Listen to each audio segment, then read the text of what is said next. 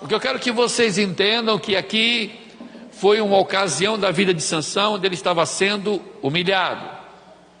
Sansão passou por vários momentos. Ele matou 1000 homens com a queixada de jumento.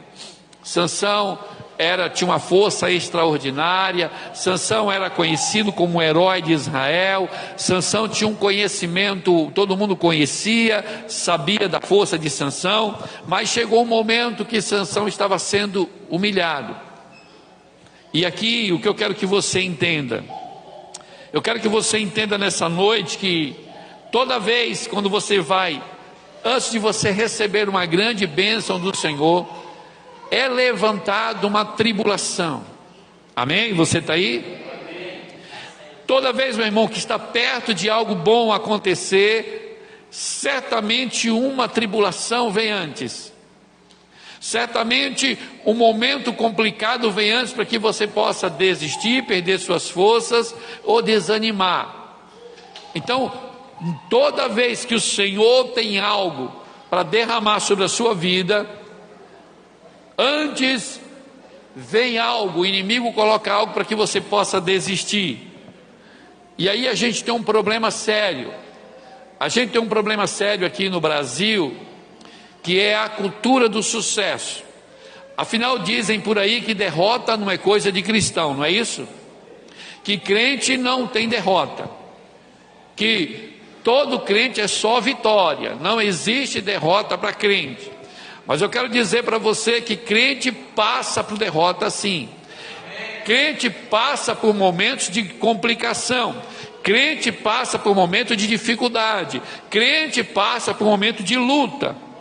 Então, a questão de você estar vivendo um momento de derrota não quer dizer que você vai perder essa guerra. Não quer dizer que você vai perder a batalha. Você está entendendo isso, meu irmão? O que a gente precisa entender, é que normalmente quem já passou por problemas difíceis tem mais a nos ensinar do que quem nunca passou por isso. Quem nunca passou por situações complicadas não tem nada a me ensinar ou a ensinar a você. Normalmente quem já passou por dificuldade, quem já passou por peleja, quem já passou por luta, quem já passou por uma dificuldade, essa pessoa tem muito mais a nos ensinar do que aqueles que nunca viveram essa situação. É ou não é? Então por isso que a gente aprende com as pessoas mais velhas, porque normalmente as pessoas mais velhas já viveram situações difíceis, viveram complicações em várias áreas da sua vida. É nesse momento que a gente precisa entender e dar ouvidos àqueles que já têm uma certa experiência em alguma área. Mas os jovens, quando têm dificuldade, eles vão procurar quem para se aconselhar? Outro jovem. Ele deveria procurar uma pessoa mais velha para se aconselhar, ele vai procurar um outro jovem. Em vez de procurar alguém que já passou por situações, que já viveu essas situações, ele vai procurar alguém que talvez nunca passou por aquilo e vai dar conselhos inúteis, que não vai resolver em nada. Então, o que eu quero que você entenda, muitas vezes uma derrota que você está vivendo vai trazer vergonha para mim ou para você. Mas diga comigo, toda derrota faz parte da trajetória de um vencedor. Todo vencedor já passou por derrota. Olha, eu quero que vocês entendam uma coisa. Se você for olhar em Hebreus 11, que é o livro dos heróis da fé, e quando você olha quem está lá como herói da fé, você fala, meu Deus, porque essas pessoas que estão ali como herói da fé já sofreram derrota. Mas é herói da fé porque eles foram derrotados, mas eles não desistiram, continuaram lutando e tiveram vitória. Eles são conhecidos como os heróis da fé, não é por causa das suas vitórias, são por causa das suas derrotas que não fizeram com que eles desistissem. Amém? Você está aí?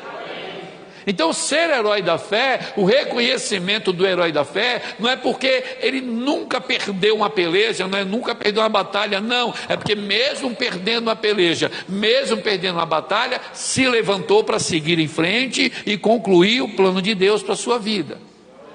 Então é isso que eu quero que vocês entendam hoje. O momento que você está vivendo não pode paralisar você. Se você sofreu uma derrota em uma área da sua vida, seja financeira, seja no casamento, seja em alguma área, isso não define você. Isso não define quem você é. Isso não define quem é você diante de Deus. Eu quero que você entenda isso. Você não está sozinho, não é porque você está vivendo um momento de derrota, porque Deus te abandonou. Não, talvez Deus esteja te preparando para algo bem maior. Então, é isso que eu quero que você entenda nessa noite. Vamos entender aqui alguns exemplos, porque eu preciso que vocês entendam que quem não conhece a derrota nunca vai saber o valor que a vitória tem. Quem não conhece a derrota nunca vai valorizar devidamente a vitória, nunca vai se esforçar devidamente, porque nunca passou por uma situação muito complicada e não quer mais voltar para lá. Vamos analisar Pedro. Pedro, a sua fé desfaleceu. Chegou o momento que ele negou Jesus por 3 vezes. Quantas vezes? 3. Então ali Pedro sofreu o quê? Sofreu uma derrota. E aí Jesus vem ter com ele. Jesus ali ministra a vida de Pedro. E aí fala para os seus discípulos esperar até que seja revestido de poder. E aí acontece o que aconteceu em Pentecoste. Deixa eu explicar a você por que Pentecoste. Porque a festa de Pentecoste era 50 dias após a Páscoa. Quando Jesus morreu, na Páscoa, faltava 50 dias para a festa de Pentecoste. Amém? Amém. A Bíblia diz que Jesus ainda ficou, depois que ele morreu e ressuscitou, ficou 40 dias andando e aparecendo em lugares na terra. Depois que ele sobe às alturas, 10 dias depois acontece a festa de Pentecostes. E aí é na festa de Pentecostes, é nesse momento que o Espírito do Senhor desce sobre todos que estavam naquela casa. Por isso que chamam de Pentecoste, mas a Pentecoste não tinha nada a ver com a descida do Espírito Santo. Amém? É porque a descida veio no momento quando estava acontecendo a festa de Pentecoste. É por isso que cria essa visão. Eu estou saindo um pouco do tema aqui para você entender. Então chama assim, eu sou pentecostal. Ou seja, o que é ser pentecostal? Criou esse termo ser pentecostal, porque o Espírito Santo desceu no tempo que estava acontecendo a festa de Pentecostes, que era 50 dias após a Páscoa. Por isso vem Pentecoste, porque era a festa que acontecia todos os anos. Então Pentecoste acontecia porém naquela época específica foi a descida do Espírito Santo, porque Jesus foi às alturas. 10 dias depois que Jesus foi às alturas, estava acontecendo a festa de Pentecostes, que completava 50 dias após a Páscoa. Está entendendo aqui? Está sendo claro aqui, para que vocês entendam isso? Então ali Pedro foi revestido de poder, e a Bíblia diz que quando ele sai dali, ele começa a pregar.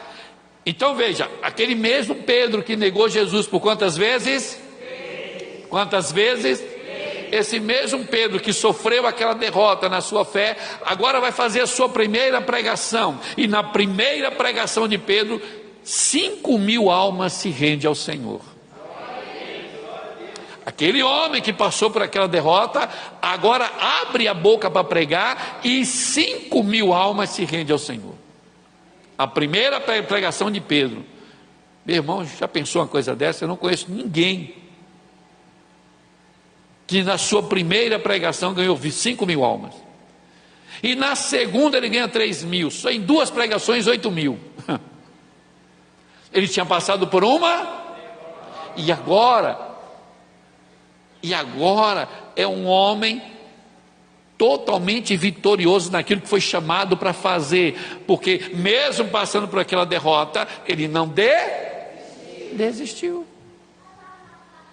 Ele se sentiu humilhado porque ele mesmo entendeu que ele não era digno por ele ter negado Jesus, mas o Senhor o resgatou, o levantou, e agora Pedro estava sendo usado para fazer a diferença sobre a terra. O que eu quero dizer com isso, não importa o que você está vivendo na sua fé nesse momento, nas suas emoções, nas suas finanças, na sua família, não importa se você está vivendo em qualquer área, Deus ainda quer te usar. Deus não desistiu de você.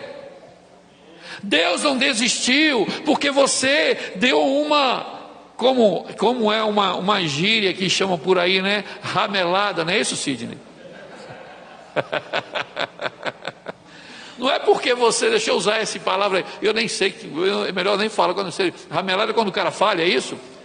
Mesmo que você ramelou, ainda assim Deus quer te usar, ainda assim Deus quer te levantar. Você está aí? Amém.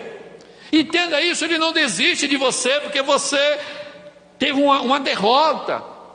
Ele é o Deus que tira você do abismo, Ele é o Deus que tira você do lixo, Ele tira você do monturo para fazer se assentar junto aos príncipes do seu povo. Então eu quero que você entenda isso, querido.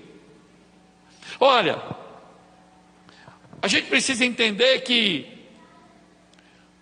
quando a gente passa por um fracasso, a gente começa a pensar na nossa vida, e isso nos empurra ao arrependimento. Às vezes o fracasso nos empurra ao arrependimento. Quando tudo está dando certo, a gente não está nem aí para nada, mas quando a gente passa por um fracasso, a gente começa a fazer uma introspectiva, e isso vai fazer a gente olhar para dentro de nós e ver o quanto estávamos enganados, o quanto estávamos errados, e aí a gente começa a trazer arrependimento, e a Bíblia diz que o Senhor não rejeita um coração aquebrantado e contrito. Olha para o seu irmão e diz: às vezes Deus opera com derrota para você ter a maior vitória.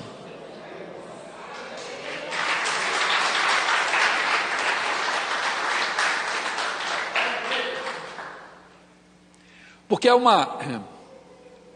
uma diferença, meu irmão, entre ser humilde e ser humilhado. Um homem humilde, ele reconhece o seu erro e se arrepende. O humilhado é aquele que é empurrado para a humilhação. Você está aí? Então, o que aconteceu com Sansão? Sansão não era humilde.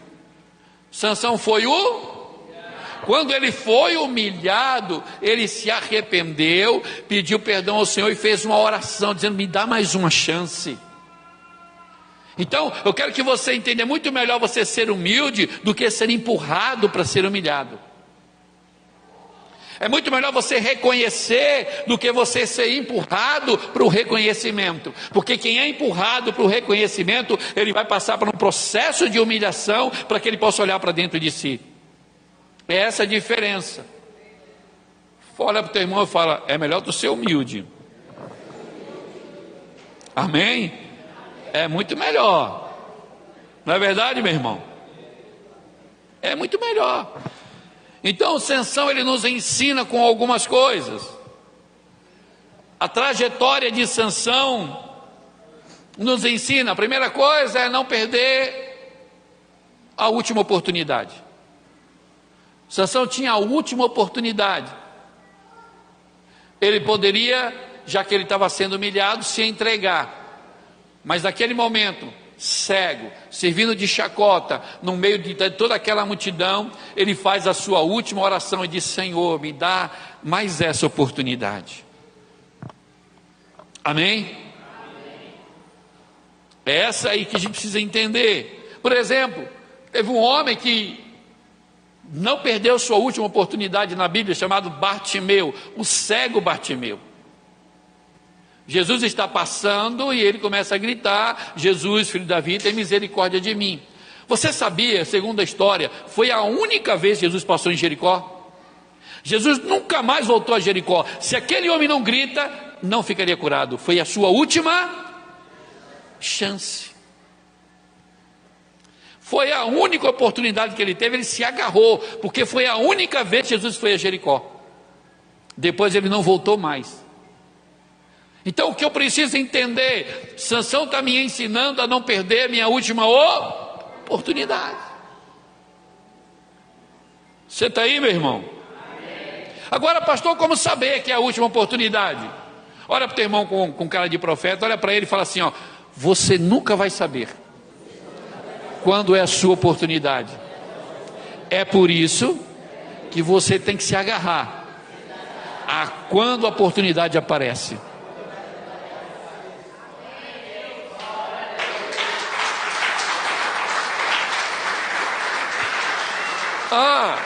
Depois eu vejo, depois eu oro, depois eu cultuo, depois eu leio a Bíblia, depois eu jejum, depois eu faço isso, depois eu faço aquilo. Você não sabe se depois você vai ter oportunidade. De repente essa pode ser a última oportunidade que você tem de se entregar a Jesus. A última oportunidade que você tem de cultuar o Senhor. A última oportunidade que você tem de viver na presença dele. De repente essa é a minha última oportunidade de pregar para você. Por isso, quando eu subo aqui, eu preciso entregar o meu melhor, porque eu não sei se domingo eu estarei aqui. Eu não sei.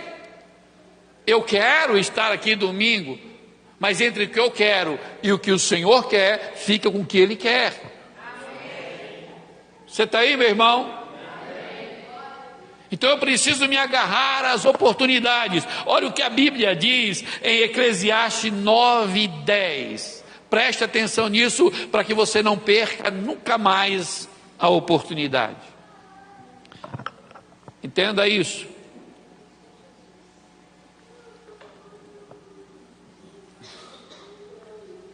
Hebreus 9:10 diz o seguinte, Eclesiastes 9:10 diz assim: sendo assim, tudo quanto vier à mão para realizar, faze-o com o melhor das tuas.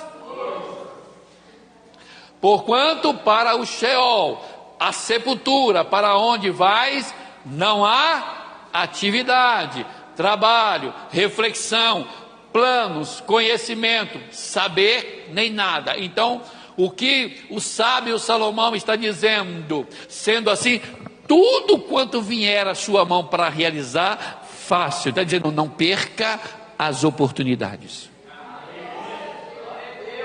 Não perca a oportunidade que o Senhor está te dando para viver nele. Não perca a oportunidade que Ele está te dando para andar com Ele. Não perca as oportunidades que o Senhor está entregando na sua vida. Você está aí, meu irmão? Pode ser a última.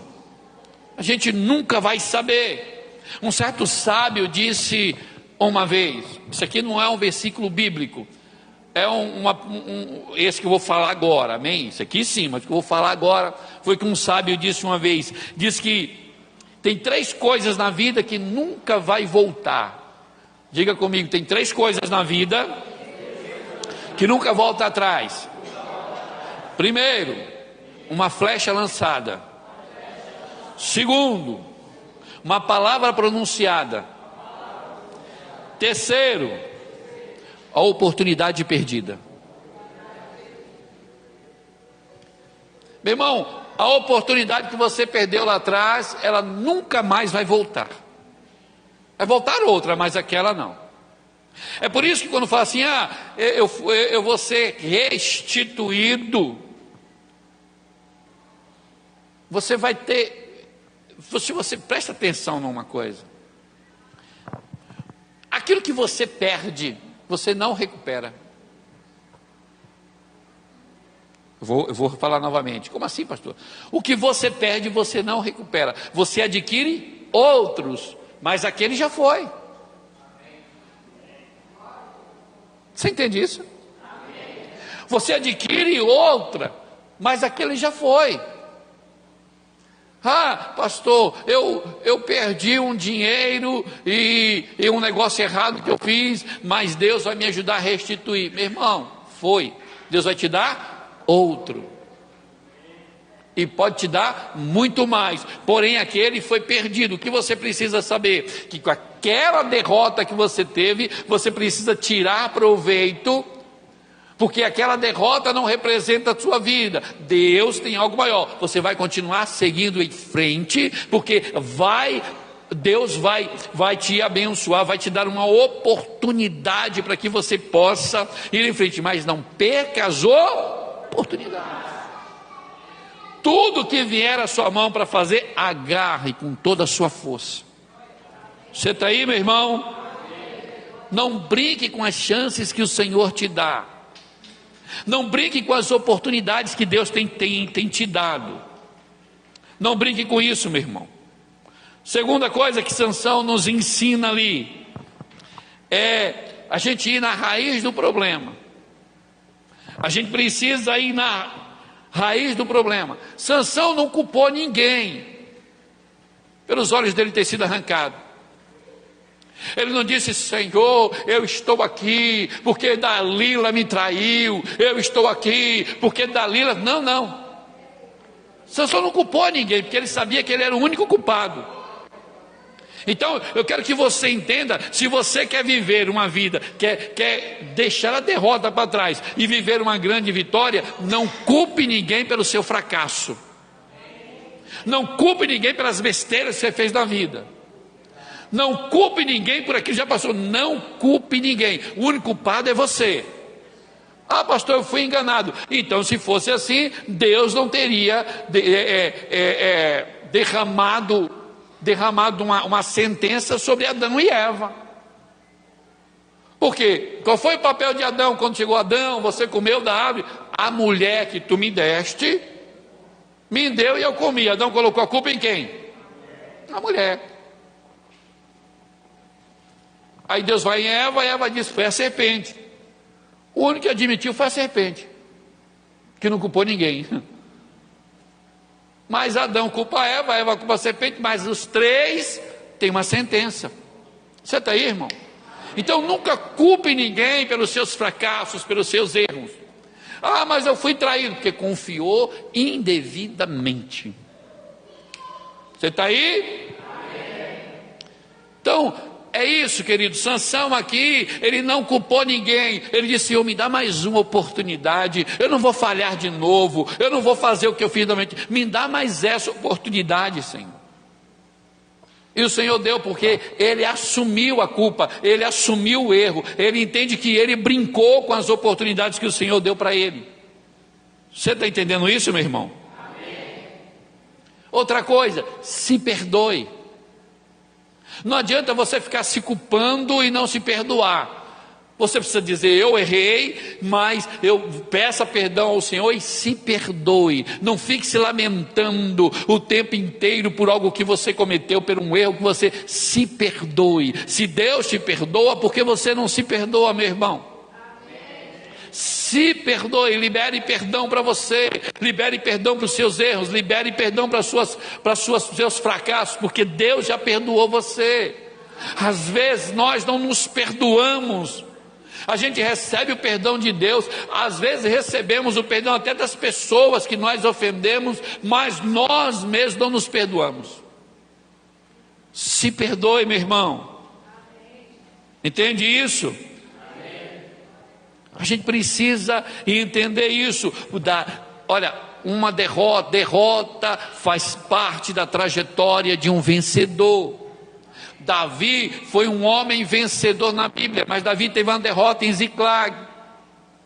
Davi vai enfrentar o inimigo. Quando volta, invadir a cidade, levar as esposas, levar os meninos, levaram tudo que eles tinham. Os homens de Davi pensaram até em apedrejar Davi. Davi vai procurar o Senhor, se coloca diante do Senhor e diz: Senhor, o que é que eu faço? Davi se entristeceu pelaquela derrota. Devo ir atrás deles. O Senhor falou: vai, que eu te darei vitória. Davi vai e pega todos os seus filhos, as esposas que tinham sido levadas, os bens tinham sido levados e ainda o despojo dos outros. Você está aí, meu irmão? Eu quero que você entenda isso. Esse homem passou por derrota, mas ele não ficou ali na posição de derrota, ele seguiu em frente. Aquela situação não representava quem Davi era diante de Deus. A sua situação não representa quem você é diante de Deus. Amém?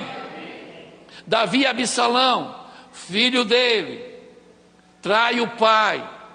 Davi se retira da cidade, Absalão fica com as mulheres de Davi, Absalão fica reinando no lugar de Davi, até vir a perseguição a Absalão, Absalão morre e Davi volta no reinado. Então eu quero que você entenda que passa por todas essas coisas, querido. Vitória não é barata, vitória custa alguma coisa, toda vitória vai te custar alguma coisa. Então diga para você mesmo, toda vitória vai me custar alguma coisa. Para um lavrador ter uma boa colheita, vai lhe custar boas sementes. Para você fazer uma boa construção, vai lhe custar dinheiro. Tudo que você quer na vida vai te custar alguma coisa, irmão. Tudo na vida vai te custar alguma coisa. Se você está querendo ter uma boa vida com Deus, vai te custar tempo com Deus. Se você quer intimidade com Deus, vai te custar tempo com Ele. Você está aí? Não, olha, não existe campeões na vida real, campeões invictos, meu irmão. Às vezes tem um time de futebol aí, né, que começa a ganhar, fulano foi campeão invicto, acontece lá. Na vida real é outra coisa. Na vida real não existe campeão invicto. Todos vocês já passaram por uma derrota na vida. Todos vocês já passaram por uma situação de derrota na vida. Mas entre ficar na derrota e continuar é uma questão de escolha. Entre ficar prostrado e se levantar é uma questão de escolha. Você está aí? Então entenda isso. Todo homem e mulher tem suas histórias carregadas de trauma por alguma coisa. Talvez você carregue um trauma por uma derrota, por alguma coisa, mas o trauma ele só fica forte em você quando você paralisa. Mas quando você segue em frente, aquele trauma não quer dizer nada sobre a sua vida. Aquilo que aconteceu não quer dizer nada de você, porque você não ficou naquela posição. Você continuou e seguiu em frente para que Deus pudesse te abençoar. Eu quero falar de um homem, já vou finalizar. Eu quero falar de um homem que passou por muitas derrotas na vida e também passou por muitas vitórias. Só para você ter ideia, olha só, presta atenção, em 1816, esse homem que no final falo o nome dele, né? A família dele foi forçada a sair da propriedade e ele teve que trabalhar para sustentar a família. 1816. 1818 a mãe dele morreu. 1831 ele fracassou nos negócios, faliu. 1832 ele concorreu a deputado estadual e perdeu. Além de perder as eleições para deputado estadual, perdeu o emprego. Certo? Vamos lá. 1833, ele tomou um dinheiro emprestado a um amigo para começar um negócio e um ano depois faliu de novo. Passou 17 anos para pagar a dívida. Presta atenção, né? 1834, candidatou-se novamente a deputado estadual e ganhou. 1835, estava noivo, sua noiva morreu e ele ficou desolado. Presta atenção. 1836, ele teve um colapso nervoso e ficou de cama durante 6 meses. 1838, indicado para porta-voz da Câmara Estadual, foi derrotado. 1840, indicado para o Colégio Eleitoral, foi derrotado. 1843, candidato ao Congresso, perdeu. 1846, candidato ao Congresso novamente, dessa vez ganhou, e foi ao Washington e fez um excelente trabalho. Beleza? Vamos lá. 1848, candidato à reeleição para o Congresso, foi derrotado. 1849, indicado para o cartório de registro de imóveis em seu estado, foi derrotado. 1854, candidato ao Senado dos Estados Unidos, perdeu. 1856, presta atenção nisso, solicita a indicação para vice-presidência na Convenção Nacional do seu partido e obteve menos de 100 votos, perdeu. 1858, candidato ao Senado dos Estados Unidos, novamente perdeu. 1860, diga comigo, 1860, foi eleito, diga comigo, foi eleito a presidente dos Estados Unidos. Sabe quem foi esse homem? O melhor presidente que já esteve, que já passou nos Estados Unidos. O nome dele é Abraham Lincoln. Olha quantas derrotas ele passou, mas ele não desistiu. Abraham Lincoln, quando você coloca no Google Abraham Lincoln, você vai ver. Ele deixou algumas frases, uma delas foi: o mesmo sol que derrete a cera é o mesmo que endurece o barro. Ele disse assim: a graça conduz à vitória aqueles que se humilham. Abraham Lincoln foi um homem que teve muitas derrotas, mas teve muitas vitórias. O melhor presidente que os Estados Unidos já teve. Ou seja, as derrotas não definiam quem ele era. Diga comigo, as minhas derrotas não definem quem sou eu. Entende isso? Eu quero que você entenda que não importa o que você está vivendo agora, não importa a dificuldade, não importa a situação, não importa tudo que você está passando, você não tem que desistir. Você não tem que parar. Você tem que continuar firme, porque sozinho você não está. A gente teve um exemplo de um homem que teve muito mais derrotas, mas as vitórias superou todas as suas derrotas. Você entende isso? Então eu quero que você entenda, meu irmão.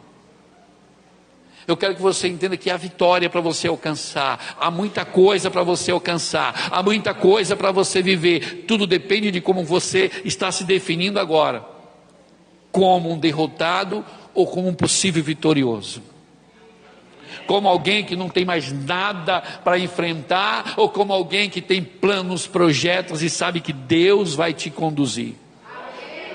É uma decisão. É uma questão de você decidir, é uma questão de você aproveitar essa oportunidade. Deus está te dando uma oportunidade nessa noite. Fique de pé, eu quero orar por você. Eu quero orar pela sua vida. Eu quero pedir a Deus que acenda essa chama que está aí dentro de você. Pedir a Deus que tire todo o desânimo. Pedir a Deus que tire toda essa tristeza, esse desânimo. Pedir a Deus que tire de você toda essa falta de perspectiva. Talvez você esteja com a autoestima lá embaixo. Talvez você esteja sem perspectiva. Talvez você esteja achando que a situação que você está é a situação que você vai morrer e vai viver. Não, Sansão estava numa situação terrível. Milhares de pessoas zombando dele, cego. E ele faz a sua última oração e diz: Senhor, me dá essa oportunidade. E a Bíblia diz que no mesmo instante o Senhor lhe deu oportunidade. No mesmo instante o Senhor deu a oportunidade a Sansão. Então isso quer dizer que Deus é um Deus que pode te dar uma oportunidade nesse momento. Se você se humilhar diante dele, ele pode liberar para você essa oportunidade.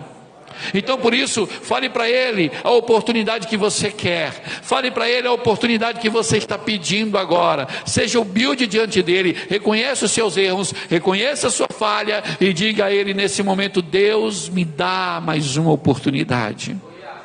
Me dá mais essa chance, Senhor. Senhor, dá mais essa chance ao teu povo, que o teu povo tenha a chance de mudar a sua história, que o teu povo tenha a chance de mudar, Senhor, tudo aquilo que eles estão vivendo agora, tudo aquilo que eles estão passando agora. Dá a chance à tua igreja de mudar, dá a chance ao teu povo de mudar, dá a chance à tua igreja de reviver, de renascer em todas as áreas da sua vida. Dá, Senhor, libera sobre desse altar, libera uma chance, libera uma oportunidade, Senhor, mudando as suas finanças, uma chance, Senhor, no relacionamento, uma chance no seu emocional, uma chance na sua saúde, uma chance, Senhor, em todas as áreas da sua vida. Senhor, libera desse altar nessa noite, essa chance para este homem, essa chance para essa mulher. Libera nessa noite na casa, na família, nas finanças, em toda a área da vida deles, Senhor, no relacionamento entre pais e filhos,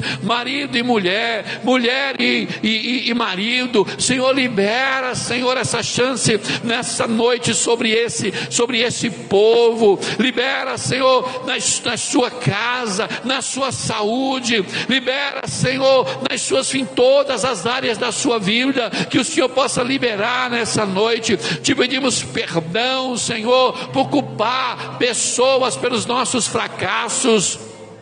Te pedimos perdão por culpar pessoas pelas nossas derrotas, mas entendemos nessa noite que nós somos os únicos culpados, que nós somos aqueles, Senhor, que agimos de forma que não deveria, confiamos de forma que não deveria, falamos de forma que não deveria, lançamos flecha que não deveria, palavra que não deveria, mas não queremos, Senhor, perder mais oportunidades. Não queremos mais perder a oportunidade que o Senhor nos dando nessa noite de cura, de transformação, de restauração, de milagre. Não queremos perder a oportunidade que o Senhor está nos dando agora para mudar a nossa vida, para mudar a nossa história. Ou melhor, para prosseguir, não mudar, mas prosseguir a história de forma diferente, dar sequência à nossa história de forma diferente. Em nome de Jesus, em nome do teu Filho Jesus Cristo, que possamos dar sequência à nossa história, Senhor. E dessa vez